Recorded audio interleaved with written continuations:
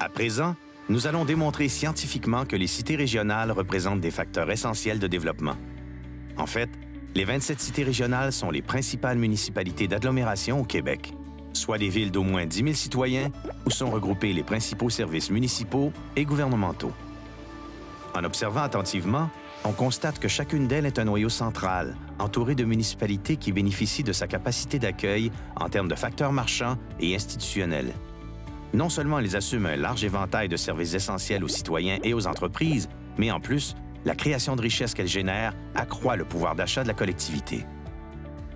C'est leur poids démographique, économique et social qui les positionne comme acteurs incontournables du développement au Québec. Voyons voir. Ensemble, elles regroupent près d'1 million de citoyens. Elles créent 11 % de l'emploi, dont 16 % dans le domaine manufacturier.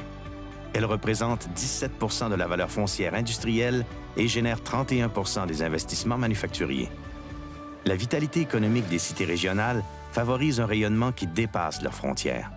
Elles se distinguent nettement des municipalités qui n'ont pas une capacité d'accueil significative. Une cité régionale occupe les 2 tiers de l'activité économique de son pôle géographique.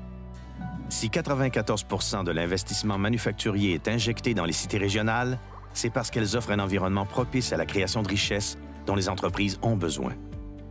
Leur densité d'infrastructures et de services est de plus de 5 fois la moyenne de toutes les municipalités québécoises. De plus, elles assurent le lien avec les grands centres urbains. L'analyse de ces données confirme que les cités régionales sont de véritables moteurs de développement du Québec. Et elles gagnent à être reconnues.